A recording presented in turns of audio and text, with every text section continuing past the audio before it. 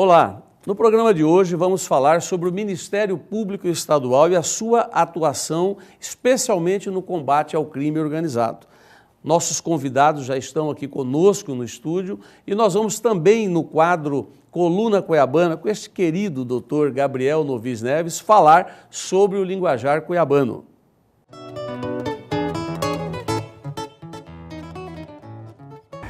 Hoje nós vamos falar sobre o linguajar cuiabano. E a nossa grande fonte de inspiração para essa matéria na nossa coluna é exatamente aquela beleza, é o Morro de Santo Antônio.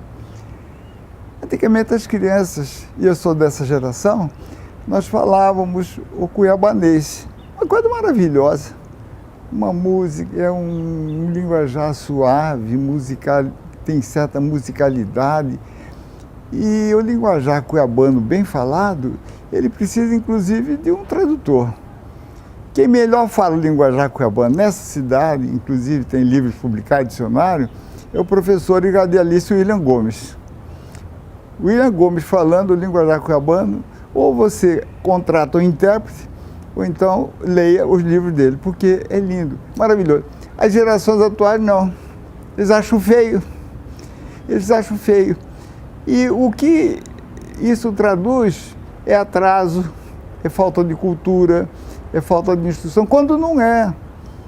Olha, aquelas pessoas que falam, como eu falo cuiabano. Nós falamos o português arcaico, porque isso aqui era Portugal. Então os primeiros colonizadores vieram para cá e muitos ainda mantém aquele linguajar dos primeiros colonizadores. Nós trocamos muito o L pelo R. Isso não é errado, porque a gente escreve certo, mas pronuncia errado. Não, o bonito aqui é falar com chiado do carioca, que geralmente o carioca típico é da favela. Ou então falar com aquela entonação do italiano do Brás. E agora tem uma outra coisa que está aparecendo aí, que é falar sobre o gauchês. Mas nem tudo está perdido. Casa de ferreiro, espelho de pau. Nós temos as nossas universidades aqui, nós temos a Federal, nós temos o Departamento de Letras. Você sabe que para fazer tese de doutorado, o assunto tem que ser inédito. Nunca ninguém pensou em escrever uma tese de doutorado baseada no linguajar cuiabano. Fui procurado semana passada por uma professora do Departamento de Letras do Rio Grande do Sul. E essa professora apresentou um projeto lá no Rio Grande do Sul sobre a influência do português de Portugal no linguajar nosso aqui, que não existe mais. Muito bem, foi aprovado, ela foi para Portugal, lá ela foi escolhida para ficar numa cidade pequena, ela colheu uns 50 depoimentos, 196 perguntas. Depois ela veio para cá, apareceu no Departamento de Letras, entrevistou vários professores e acabou me entrevistando. Uma delícia. Eu acho que a gente tem que fazer um esforço para manter a nossa cultura, o nosso DNA. Nós não podemos viver sem DNA. E o nosso DNA é lindo. É o Morro de Santo Antônio, é o tchá com bolo, é a dona, é a sinhazinha, e é falar aberto. Se você esperar um pouco, talvez eu consiga um raciocínio. Se o cuiabano falar gastado, para ele respirar um pouco, porque aqui foi muito calor, então ele fala aberto. E ele também dá, ao se expressar, ele dá para você a sensação da distância. E a Chapada, doutor Gabriel, é perto daqui, é lá, você sobe, anda, olha lá de Chapada, olha lá de Chapada. É com TCH, tá Chapada. Tchau, por Deus, agora o que é esse? Esse Gabriel Novis está de goreste, hein? Mas nós vamos hoje debater um tema, como já foi dito, sobre a atuação do Ministério Público Estadual. Eu estou aqui com os nossos convidados, doutor Paulo Prado, Procurador-Geral de Justiça do Estado de Mato Grosso, e o doutor Marcos Reginoldes, promotor de justiça e um dos coordenadores do GAECO. Logo após os nossos intervalos, nós voltamos com esse debate qualificado, informação inteligente para nossa gente.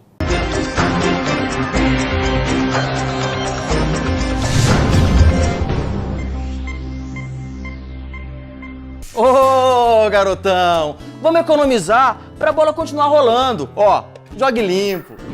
O governo do estado está fazendo a sua parte com inúmeras obras para deixar Mato Grosso lindo e moderno.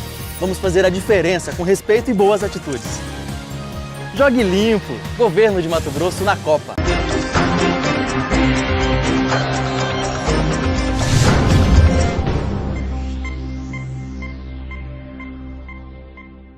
Muito obrigado pela sua companhia. O programa Éder Moraes, Fatos e Versões, está debatendo hoje o assunto Ministério Público Estadual, suas investigações, suas operações, e para isso nossos convidados são mais do que especiais. Estão aqui o doutor Paulo Prado, Procurador-Geral de Justiça do Estado de Mato Grosso, e o doutor Marcos Reginoldes, Promotor de Justiça. Nós vamos rodar uma matéria, doutor Paulo, que trata um pouco dessa atuação na vertente mais de investigação do crime. E na sequência a gente volta com a nossa discussão. Foram mais de 100 ações realizadas entre apreensões de drogas, de armas e prisões. Nos últimos 4 anos, o GAECO, que é o Grupo de Atuação Especial contra o Crime Organizado em Mato Grosso, priorizou o combate ao tráfico de drogas, crime organizado, roubo a banco e crimes contra a administração pública. No combate a roubo a banco foram descobertas 3 novas modalidades usadas pelas quadrilhas: novo cangaço, arrombamento a caixa eletrônico e saidinha de banco. No total, foram 11 operações. No caso de arrombamentos a caixas eletrônicos, foram realizadas prisões na capital e nos municípios Tesouro, Poxorel e Lucas do Rio Verde. Uma das operações de maior repercussão foi a Livramento. Foram cumpridos 20 mandados de prisão preventiva e 22 mandados de busca e apreensão em residências nas cidades de Cuiabá e Várzea Grande. Na modalidade saidinha de banco, a operação de maior repercussão foi a 7º mandamento. Nesta operação, foram presas 26 pessoas e as mesmas condenadas posteriormente. No combate ao tráfico de drogas, foram realizadas 12 operações com apreensão de quase 5 toneladas de drogas. Na Operação Maranello, por exemplo, a atuação conjunta do Ministério Público Estadual, Polícia Civil e Polícia Federal resultou na apreensão de 483 quilos de cocaína de origem boliviana. A operação culminou na realização de 24 prisões, inclusive de policiais civis, e a apreensão de vários bens, como carro e motos de alto valor no mercado. Doutor Paulo, nós vimos aí que o GAECO atua fortemente no combate ao crime organizado. Eu citaria aqui como exemplo de operações relativas ao novo cangaço, que foram desenvolvidas sob o seu comando, sob o comando do Dr. Marcos Reginoldes e dos demais promotores e procuradores de justiça, as denúncias contra os 10 assaltantes da quadrilha Silvio Cabeludo, operação do novo cangaço, apoio na operação em Colniza de roubo ao Banco do Brasil na cidade de Colniza, prisão de assaltantes no roubo do Correio na cidade de Poxorel, operação Ouro Branco, apoio à operação Campos de Julho, onde houve o roubo ao Banco do Brasil na cidade de Campos do Julho, denúncias contra líderes de quadrilha envolvido em roubo de Canarana, apreensão de submetralhadoras em Cuiabá, operação Comodoro, apreensão de fuzil no bairro Figueirinha, operação Suporte, na sequência vem a operação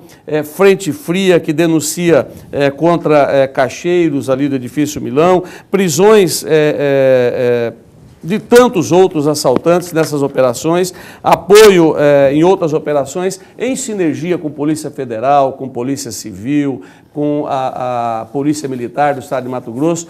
Pergunta que faço ao senhor. Existe orçamento suficiente para poder coordenar toda essa estrutura? O aparelhamento do GAEC e do Ministério Público, por consequência, está ideal para se fazer esse combate com eficiência no estado de Mato Grosso? Primeiramente, eu quero parabenizá-lo pelo programa, pela qualidade das entrevistas que eu tenho assistido e dizer da satisfação minha, enquanto Procurador-Geral de Justiça, de poder estar aqui conversando com o telespectador. E essa pergunta, também saudar o meu colega, o meu amigo Marcos Reginoldi, que é um dos integrantes do GAECO.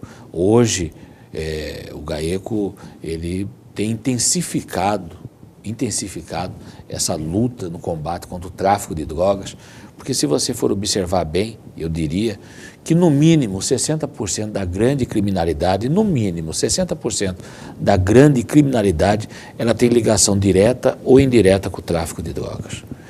E 70% da cocaína consumida no Brasil e do crack consumido no Brasil, e o crack, que é um subproduto da cocaína, entra pela fronteira Mato Grosso-Bolívia. Brasil-Bolívia, entende-se, Mato Grosso-Bolívia. E para isso, quando você pergunta de orçamento e estrutura, eu diria o seguinte, que a estrutura tem que aumentar muito mais. Nós temos que sensibilizar, eu tenho tentado sensibilizar o governo do Estado e a Assembleia Legislativa, e vou buscar agora, quando se fala de LOA, da Lei Orçamentária Anual, que o GAECO, ele não é um órgão que tem que ser visto como um órgão uno-exclusivo do Ministério Público. Ele é uma força-tarefa do Estado de Mato Grosso, onde nós atuamos com policiais militares, temos operações com a Polícia Civil. Eu podia destacar aqui grandes delegados da Polícia Civil, pessoas, o próprio diretor-geral da Polícia Civil, o pessoal que compõe o GCO, a DRE, os policiais militares, os oficiais da Polícia Militar, a Polícia Federal, que nós temos um trabalho muito bom, a ABIN, a Polícia Rodoviária Federal. Então, para que possamos desenvolver um trabalho de inteligência e de investigação profunda contra um crime organizado hoje altamente aparelhado, o crime organizado hoje altamente sofisticado, que possui o quê? Operadores de informática, engenheiros, técnicos em explosivos. Você acha que essas explosões que ocorrem nos bancos, que o GAECO aí participou de mais de 12 operações, tem a de Lucas do Rio Verde também, que nós não citamos, e outras que estão acontecendo nesse momento, dessa entrevista, que estão acontecendo e que o GAECO está junto nessas operações, você para conseguir o explosivo. Onde que existe explosivo? O explosivo existe em mineradoras, existe em grandes construtoras, com autorização do Exército. Então, existe o quê? Alguém que vai praticar esse roubo, alguém que vai praticar esse furto. E na hora de colocar a quantidade certa de explosivo, na hora de pensar o que eu preciso para explodir esse caixa eletrônico, para explodir esse banco, para explodir esse cofre, você tem que ter uma pessoa especializada, ou que conheça de explosivo, que saiba detonar aquele material. Depois eles precisam o quê? De armamentos pesados. Então o grupo ele é dividido, alguém para entender de explosivo, alguém para alugar os carros e para bolar a rota de fuga, alguém que entenda de informática, alguém que entenda de armamento pesado, porque não é fácil manusear, e aonde conseguir esse armamento pesado e como conseguir esse armamento pesado. Então, para isso, meu amigo, para isso, senhoras e senhores, para isso o governo, nós precisamos de uma estrutura capaz de identificar esses senhores que são frios, que são racionais e que são inteligentes e que atuam de forma organizada, onde cada um tem a sua tarefa pré-determinada e pré-estabelecida. Então, nós precisamos de muito mais orçamento, muito mais aparelhagem, muito mais integração, precisamos aí pensar de uma forma onde todas as instituições estejam engajadas, onde exista um orçamento diferenciado, senão o crime organizado pode alcançar proporções difíceis de serem enfrentadas no futuro. Dr. Marcos Reginoldos, o GAECO desenvolve algumas parcerias, especialmente com o Batalhão de Fronteira, o GEFRON, do Governo do Estado, na Secretaria de Segurança Pública. Tem sido eficiente essas ações? Tem conseguido coibir a entrada, especialmente de drogas, de entorpecentes, por essa fronteira? Boa tarde, Éder. Boa tarde, senhores telespectadores. E em relação à sua pergunta, Éder, o GEFRON tem homens que são verdadeiros heróis. O GEFRON ele é composto por policiais altamente preparados, técnicos, que entendem do que fazem. E eles lidam com essa batalha diária de enfrentar esses 700 quilômetros aproximadamente de fronteira que nós temos. Seca. Fronteira seca. Só e com a 1000 Bolívia. no total. E eu acredito que a grande dificuldade é deles conseguirem cobrir as rotas de entrada e de saída também, por conta da dimensão. E eles não estão dotados, assim como diversas organizações do Estado, de equipamento suficiente para poder fazer essa vigilância. Então, as próprias aeronaves que adentram no território brasileiro, elas não são inspecionadas, não é possível a detecção delas. Ou seja, se é possível, esse meio não está sendo eficaz. A própria Polícia Federal, em algumas conversas que tive com os delegados, eles reclamaram muito de que eles não têm o apoio, por exemplo, da aeronáutica.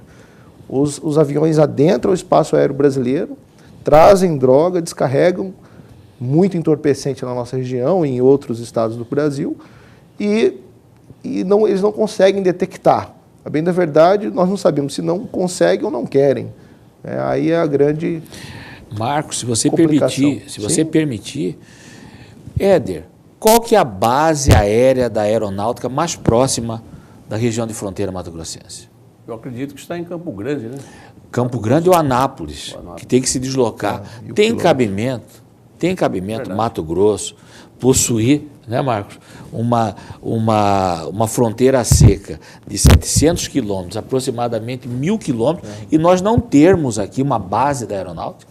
E aí, doutor Paulo e Marcos, eu lamento muito que os equipamentos que nós estávamos adquirindo pela Secopa e que houve toda uma interferência, eu diria, externa, né, e acabou não dando certo a aquisição, que era dos comandos, conjunto de monitoramento autônomos, que fazia vigilância de fronteiras justamente no espaço aéreo onde o sistema brasileiro não consegue captar esses voos, que voam a altura baixa, fora da captação do radar, e 300 alvos simultaneamente seriam captados por unidade. Mas, infelizmente, foi uma operação que ela foi desvirtuada do ponto de vista político, eu diria, né? Mas eu espero que isso seja recuperado e que esse assunto que foi batizado como Land Rovers, que na verdade a Land Rover custava 240, 250 mil reais, e o restante era transferência de conhecimento, era equipamentos de segredo militar e uma série de outras coisas.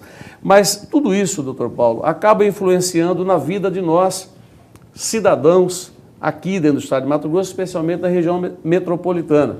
Para isso a gente vai assistir a um vídeo que eu diria que é a consequência dessa entrada de drogas e que a gente não consegue combater com eficiência na fronteira.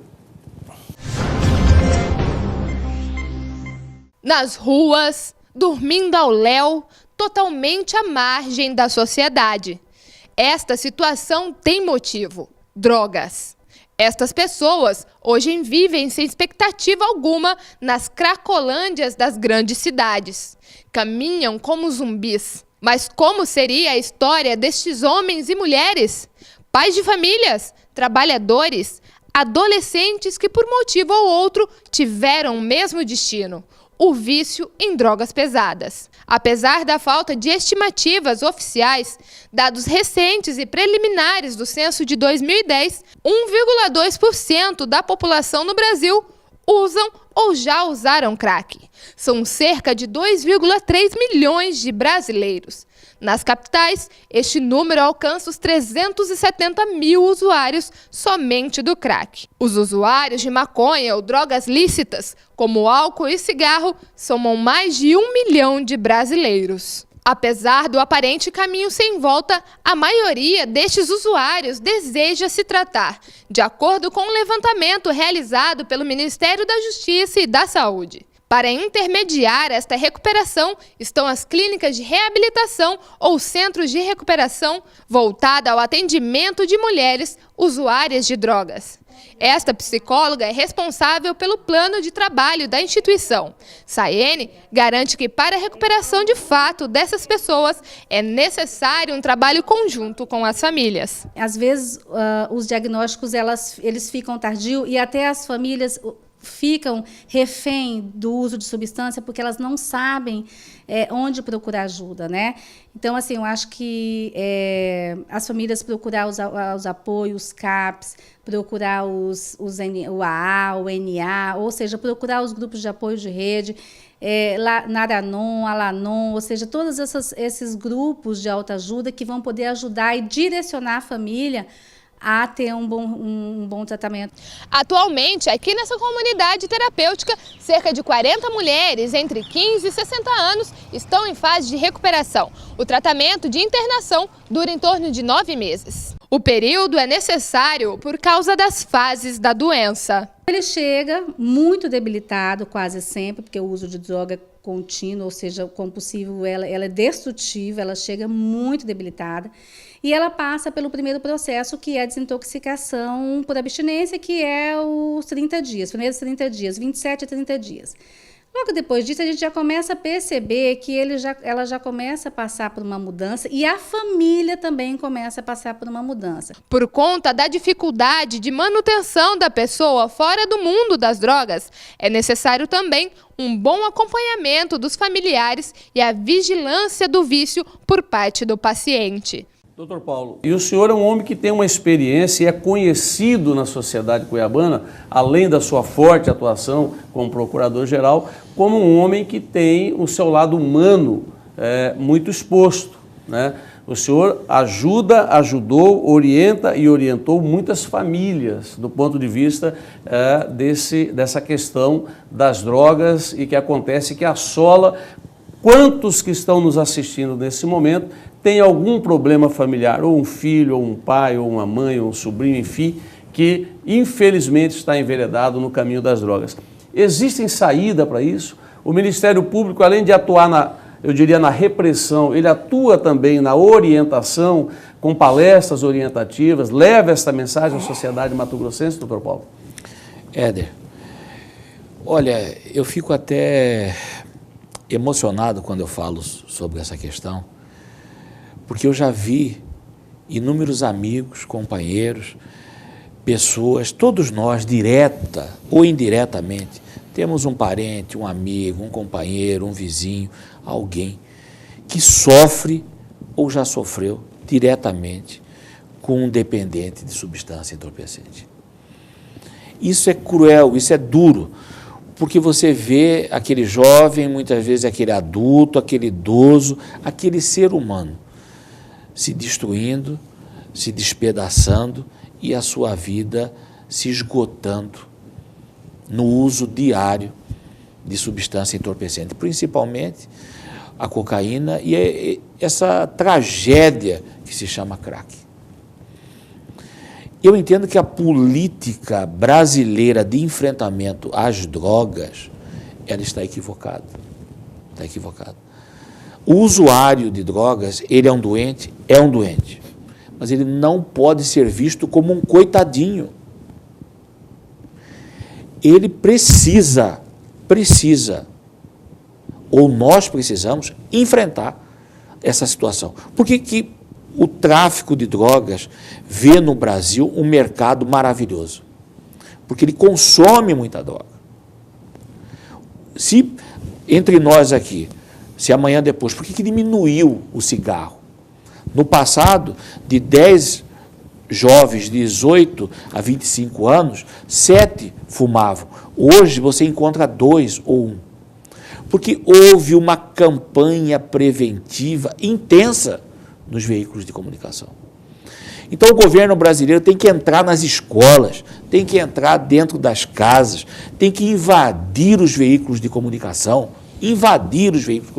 com propagandas pedagógicas preventivas inteligentes, mostrando que droga mata mesmo, destrói, acaba com o presente e com o futuro, que faz com que famílias sejam destruídas.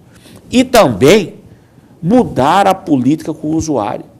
O usuário, ele foi detido a primeira vez, você tem que fazer um trabalho orientativo. Na segunda, ou você resolve tratar, ou nós vamos tratar de você na marra. Algumas pessoas que estão me ouvindo podem até... O Paulo defende a internação compulsória. Eu defendo a internação compulsória. Aceito qualquer tipo de crítica. O cidadão que não tem consciência para decidir as suas ações, que as suas ações hoje são movidas pela dependência e escravidão que ele possui com as drogas, e essa escravidão faz com que ele furte, roube ou até mate para garantir o seu vício, ele não pode ficar solto. Ele tem que ser internado compulsoriamente. O Ministério Público tem feito várias campanhas orientativas, que é a Papo Reto 1 e 2. Nós estamos aí em perspectivas de continuarmos essa campanha preventiva, entrarmos em todas as escolas, tanto privada, municipal, estadual, de todas as cidades do estado de Mato Grosso, mudando o perfil, não só de repressão, mas sim orientativo, preventivo, e dizendo a todos, se você quer usar droga, prepare para destruir sua vida. Então o Ministério Público, além de atuar nesse campo preventivo e de orientação, no combate ao tráfico de drogas, existem várias operações, foram mais de 100 toneladas, só esse ano, né, Marcos, 1,5 toneladas. Quase 2 toneladas. Quase 2 toneladas, o Marcos pode falar sobre isso, você entendeu? Em Mato Grosso é muita coisa. Doutor Marcos Reginoldo, suas considerações sobre esse tema específico, né? Sobre essa questão de como nós podemos, que medidas tomarmos para coibir um pouco ou atenuar um pouco esse drama social que vive as famílias mato-grossenses, cuiabanas e brasileiras. O trabalho de prevenção é exatamente esse que o Dr. Paulo acabou de dizer. Agora, eu acho que a repressão deveria ser mais aguda, porque hoje praticamente aquele que consome droga está isento de pena, digamos assim. Nós deveríamos seguir o modelo que os Estados Unidos fez em Nova York com o antigo prefeito Rudolph Giuliani. Ele praticamente erradicou 70% a 80% da criminalidade quando ele foi prefeito em Nova York, fazendo leis mais duras para os usuários. Por que isso? Porque o usuário é que alimenta o tumor, que são os grandes traficantes. Então, eu acredito que esse modelo tem que ser feito em conjunto com o trabalho de prevenção já dito aí pelo Sr. Paulo. O Marcos falou algo importantíssimo. Se o usuário começar a ficar com medo de usar droga, de comprar droga e ter temor, o traficante vai ter dificuldade para vender. Porque hoje, muitas das vezes, ele pratica até um crime hediondo ou de várias naturezas e, às vezes, se está sob o efeito ou estado das drogas, acaba tendo até a sua pena atenuada. Aí, ou então é pego usando droga. Eu sou usuário, vem, faz um TCO aqui, paga lá alguma coisinha, vai embora para casa, depois cesta básica. Nós temos que repensar tudo isso, sabe? Nós vamos a um breve intervalo comercial. Estamos hoje debatendo aqui com o Dr. Paulo Prado, Procurador-Geral de Justiça do Estado de Mato Grosso, o Dr. Marcos Reginoldo, promotor de Justiça, um tema que é de interesse coletivo e é de seu interesse. Nós estamos debatendo sobre as operações, sobre as atuações do Ministério Público em Mato Grosso, mas especialmente aos problemas que afetam a sua família, em especial aqueles do tráfico de drogas, do vício das nossas crianças ou daqueles que estão iniciando no mundo das drogas e também das grandes operações que foram realizadas de combate ao novo cangaço, de combate ao crime organizado nas suas mais diferentes vertentes.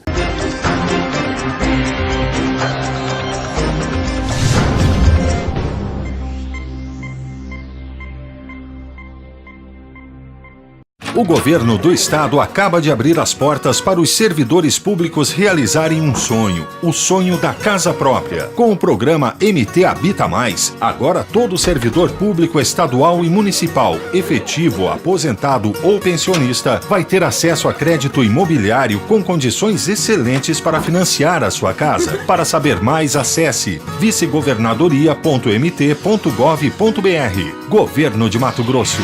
Mais por você.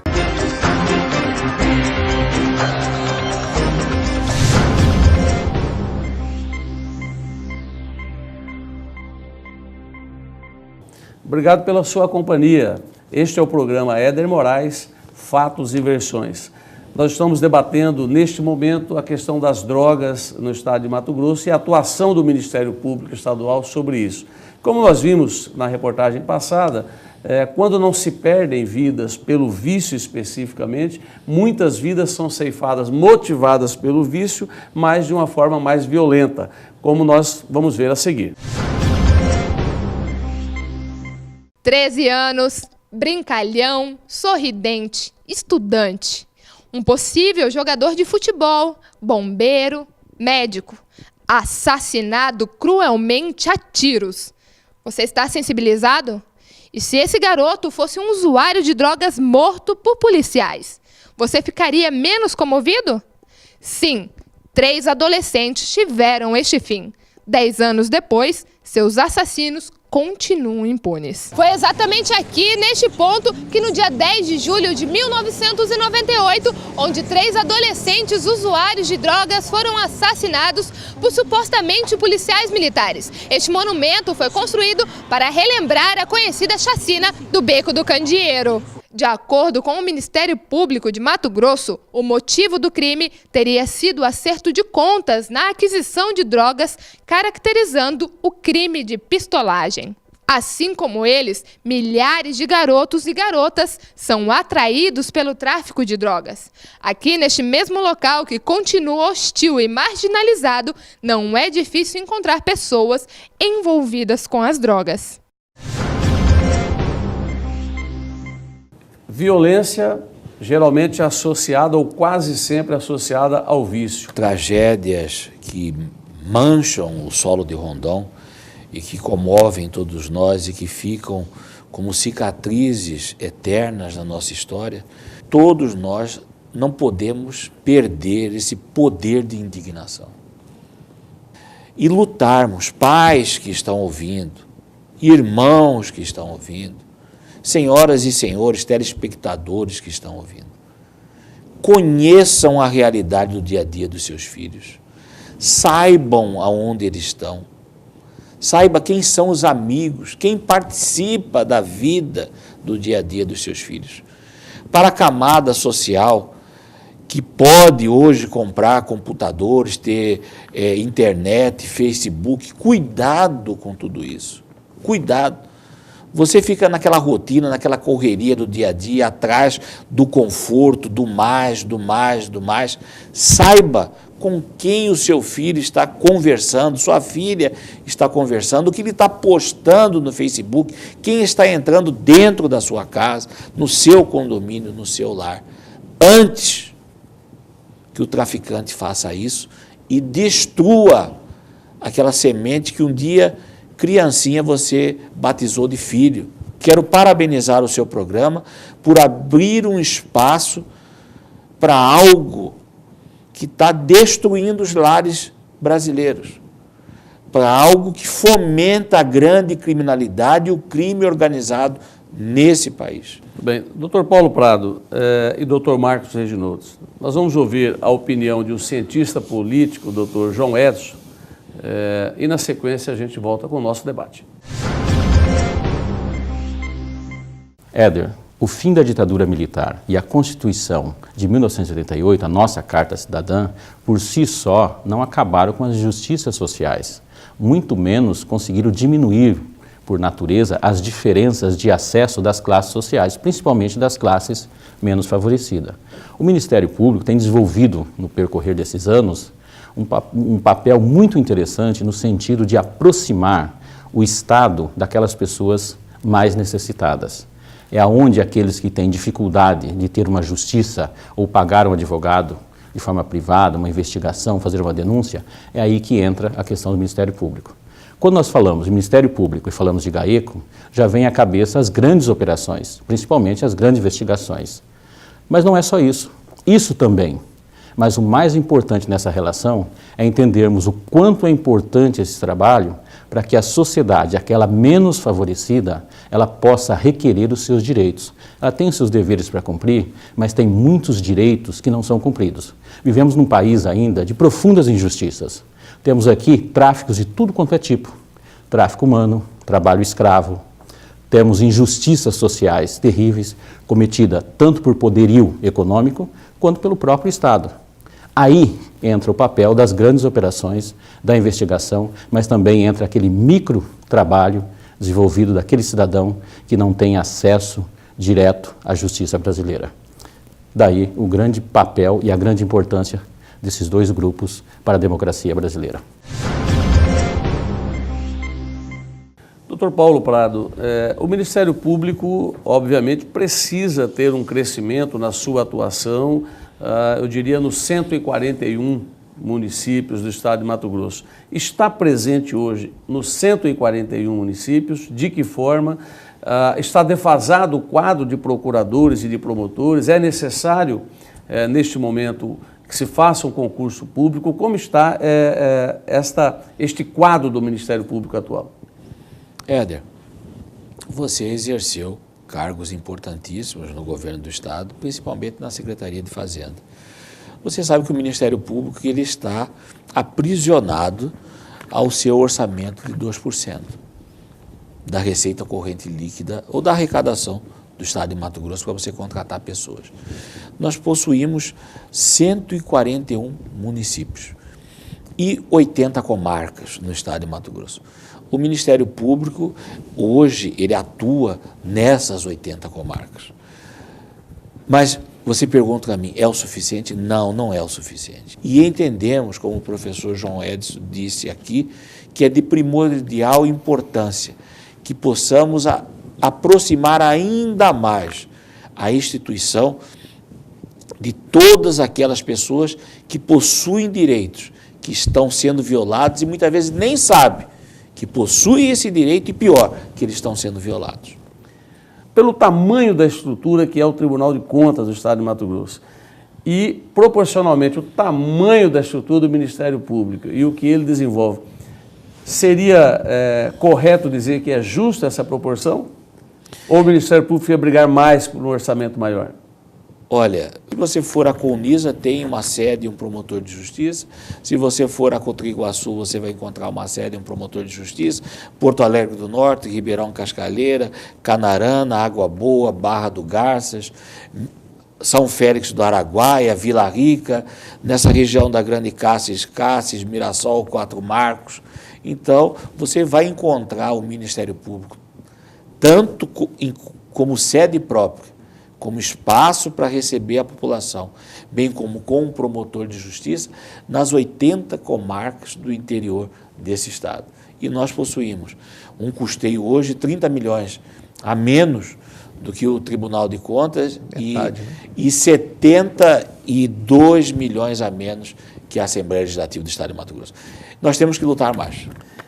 A PEC 37, após a sua derrubada, vamos dizer assim, melhorou, piorou, continuou como antes, a relação com os parceiros, aí eu vou chamar de parceiros, os senhores delegados da Polícia Civil do Estado de Mato Grosso? Me parece que a animosidade, num dado momento, ficou bastante crescente e depois de derrubada a PEC 37, pelo menos o que a gente enxerga é que há hoje uma comunhão, uma união maior e talvez ela serviu num dado momento para acirrar os ânimos e agora serve como um elo que realmente mantém unido o trabalho de investigação tanto das polícias como do Ministério Público. É isso, doutor Paulo, doutor Marcos?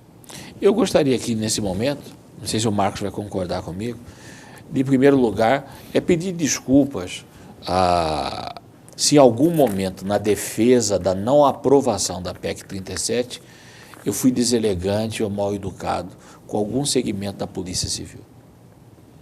Mas eu quero dizer que a PEC 37 foi horrível, tanto para a Polícia Civil como para o Ministério Público. Eu não sei o porquê engendraram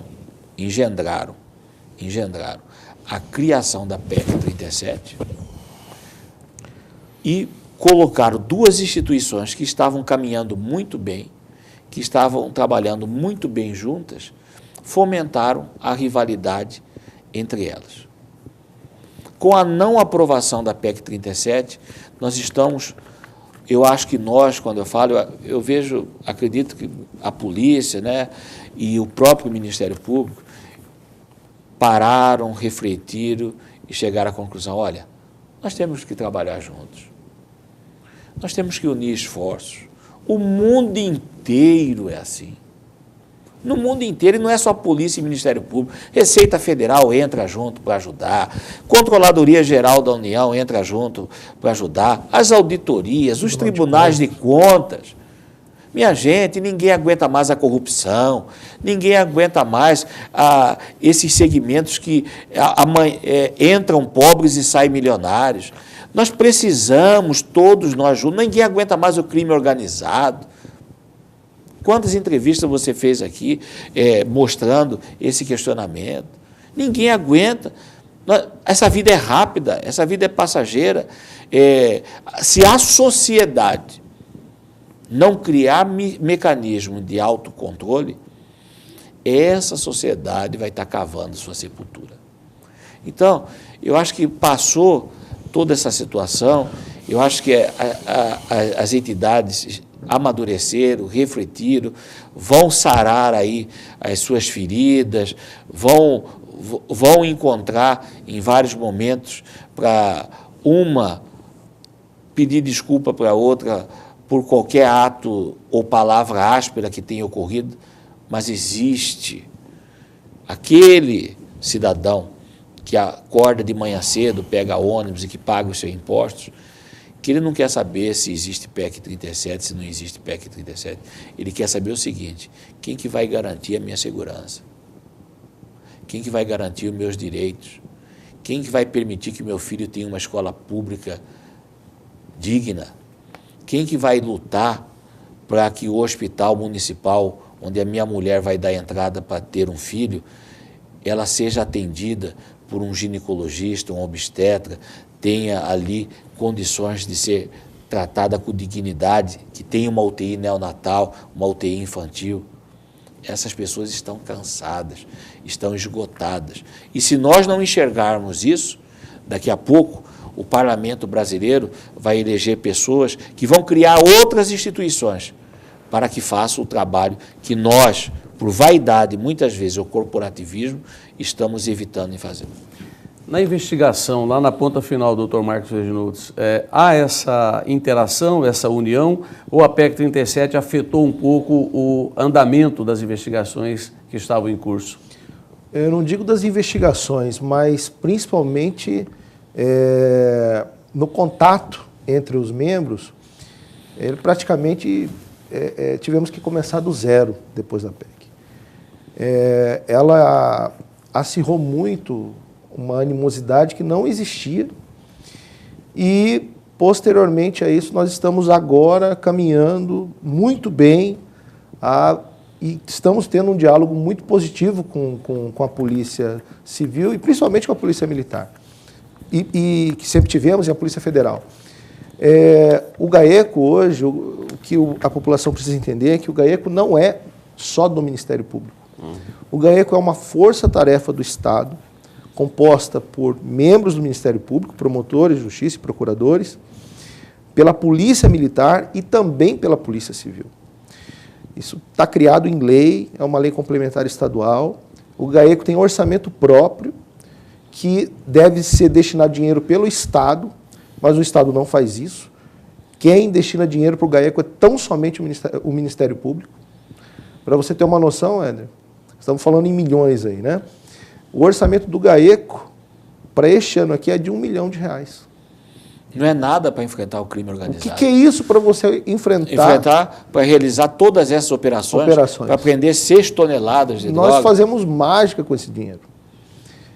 Para você ver como nós empregamos muito bem. Para todo ano. Para todo ano, para todo ano.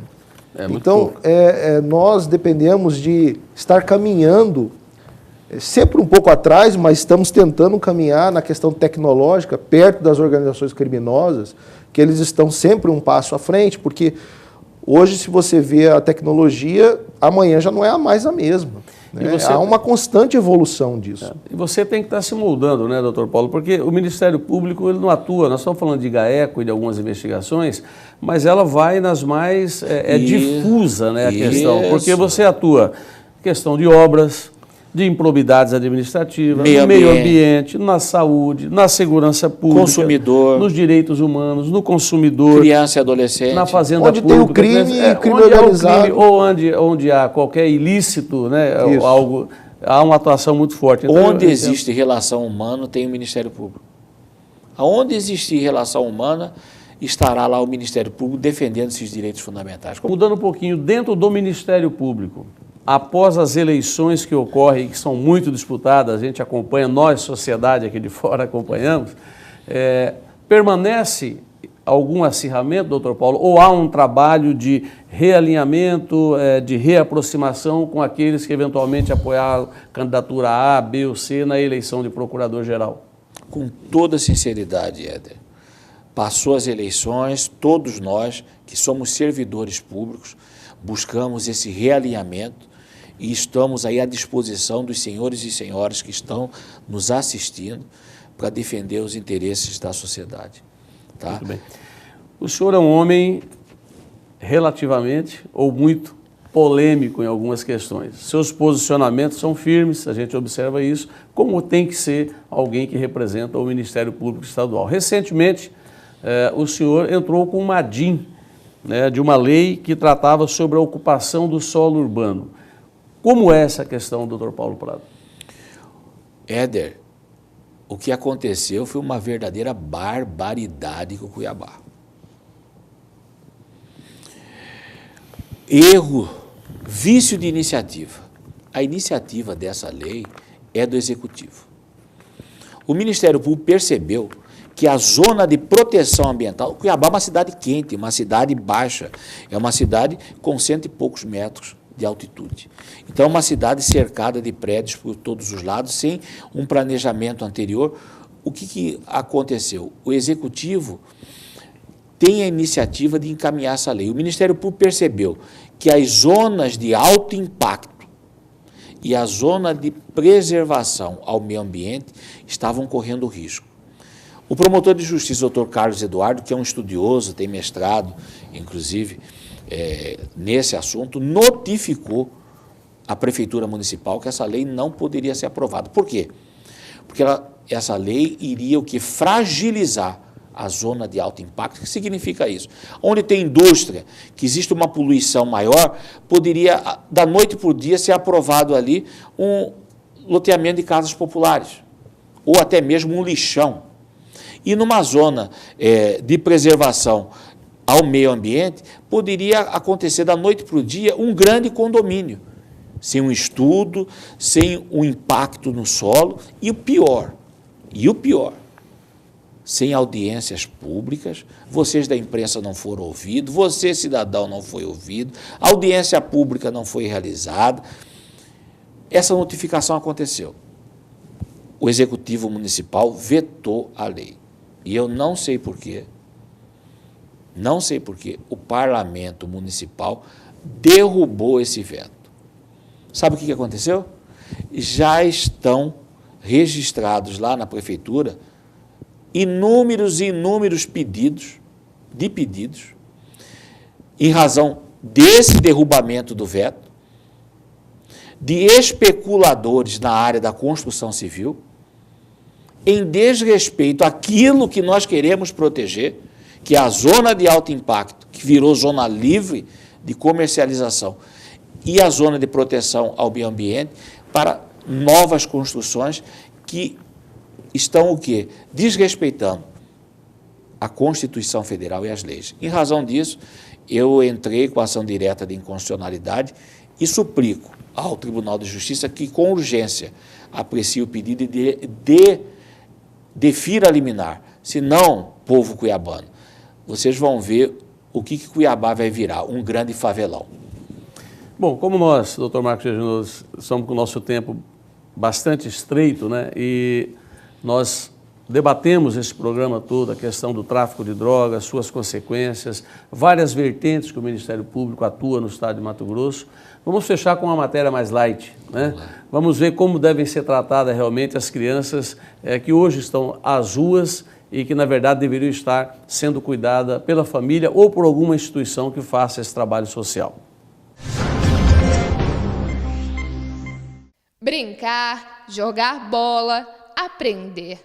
38, 39, 40. Essas crianças que antes viviam vulneráveis, muitas vezes em casa, sozinha, com irmãos pouco mais velhos, agora participam de diversas oficinas no período do dia em que estão fora da escola. Um alívio para as mães como Marilza.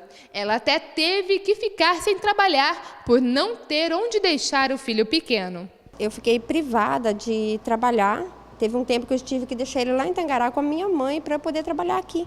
A vida de David é bem mais divertida aqui, na Legião da Boa Vontade. Porque aqui tem muita coisa para fazer. O trabalho de assistência social é realizado apoiando as crianças, adolescentes e idosos sem custos para a comunidade. A música dá leveza ao trabalho da LBV.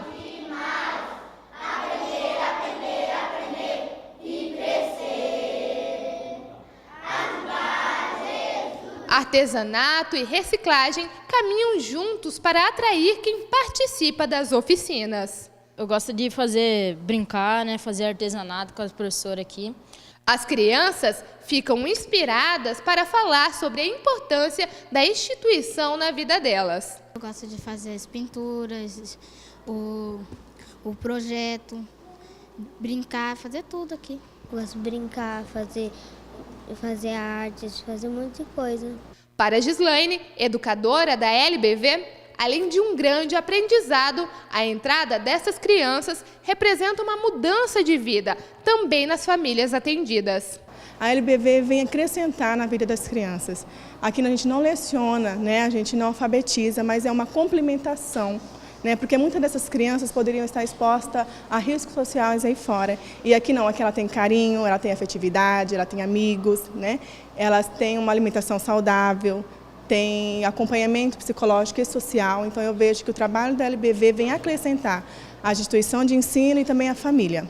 Além de todo o trabalho pedagógico e social, as crianças atendidas pela LBV contam com 4 refeições disponibilizadas pela instituição. Na parte da manhã, um café da manhã e um almoço é servido a elas. Já na parte da tarde, os alunos têm a disponibilidade do almoço e um café da tarde. Todas as refeições são totalmente balanceadas e nutritivas. Para manter toda essa estrutura de atendimento, a instituição conta com um trabalho voluntário e também com doações.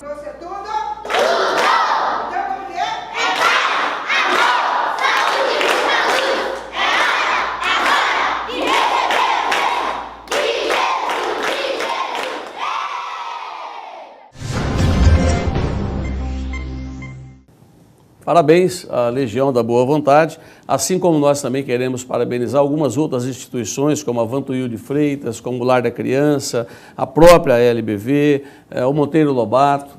E o senhor conhece bem dessa questão social, o Dr. Paulo Prado, assim como o Dr. Marcos Reginoso. É dessa forma que deve se atuar as instituições? Ainda bem que existem instituições que, pelo amor e pelo trabalho voluntário, estão dispostas a doar, estão dispostas a amar sem compromisso, estão dispostas a ser por ser, estar por estar. E são pessoas assim que fazem a diferença, são pessoas assim que constroem um mundo bem melhor. Ainda bem que vocês existem, ainda bem que vocês alimentam em cada um de nós a crença no outro, a crença no próximo, a crença na esperança, a crença numa possibilidade melhor de vida. É isso, doutor Marcos? É bem isso mesmo.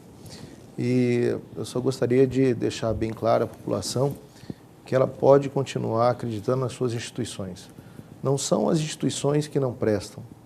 Infelizmente, são as pessoas que se desviam do caminho do bem. E o Ministério Público sempre foi um órgão sério, capacitado na defesa dos interesses sociais. Cada vez que nós acusamos uma pessoa, nós estamos defendendo o seu interesse. Então, já diziam que só não gosta do Ministério Público quem ou não conhece ele ou quem conhece ele muito bem. Então, eu agradeço a oportunidade de estar aqui e nos colocando sempre à disposição da população. Doutor Paulo Prado, filho da dona Violete Prado. Aliás, dona Violete, eu quero mandar um grande beijo para a senhora no seu coração. Nós, cuiabanos, mato-grossenses, o povo desta capital, precisa muito da sua alegria, do seu carinho, do seu alto astral. A senhora representa muito para nós cuiabanos. Um beijo, dona Violete Prado. E eu gostaria, doutor Paulo Prado, primeiramente agradecê-lo imensamente pela presença. Sei do sacrifício que o senhor fez para estar aqui, mas o senhor veio, compareceu, como sempre faz, não foge aos compromissos de interesse da sociedade, aos compromissos do bem. O senhor, com certeza, orgulha o povo de Mato Grosso pela sua atuação, pela sua formação, por ser cuiabano de coração, cuiabano nato na minha concepção, né? E é um grande orgulho para todos nós. Eu gostaria que o senhor fizesse as suas considerações finais e agradecendo muito a sua presença aqui. Muito obrigado pelas palavras generosas, eu acho que mais movidas pelo sentimento do que pelo o meu merecimento em si.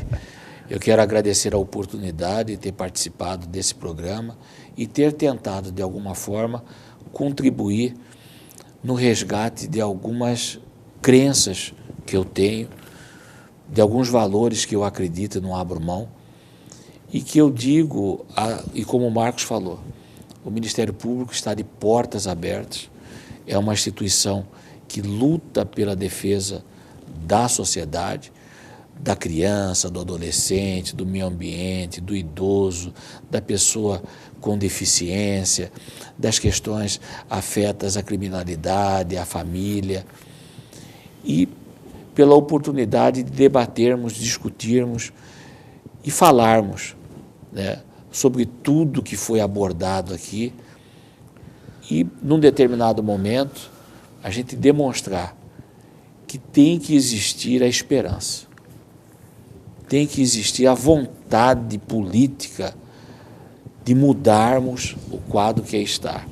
E, no mais, que este dia aqui se vá para que outros bem melhores amanheçam. Suas considerações finais, doutor Marcos Reginaldo. Muito obrigado pela sua presença. Você que é um dileto amigo e uma pessoa que eu tenho a maior admiração. Igualmente. Meio difícil falar depois desse ícone que é o doutor Paulo Prado do Ministério Público. Mas eu só queria dizer para você, cidadão, que fique bem de olho naquele que você votou. Será que ele está agindo corretamente? Assista lá a TV Assembleia, a TV Senado, a TV Câmara. Verifique os posicionamentos do seu político. Vamos cobrar mais vergonha na cara para esses parlamentares, principalmente de Brasília. Vamos acabar com essa mania de querer que o Brasil seja o país mais leniente do mundo com a bandidagem. Hoje mesmo tive uma triste notícia de que foi libertado um sequestrador, um cidadão terrível, que praticou um mal muito grande para a nossa sociedade, que é membro do PCC, mas a Justiça concede a ele benefícios previstos na legislação. Vamos mudar essa legislação. Chega de impunidade. Cobre o senhor, a senhora, vergonha na cara do seu parlamentar, para que ele se comprometa nas próximas eleições a trazer um programa digno de cidadania, de modificação dessa legislação vergonhosa que nós estamos vendo aí, seja em relação aos bandidos, em relação aos adolescentes, aos menores infratores. Ninguém aguenta mais essa situação. Eu vejo pessoas de bem indo embora do país.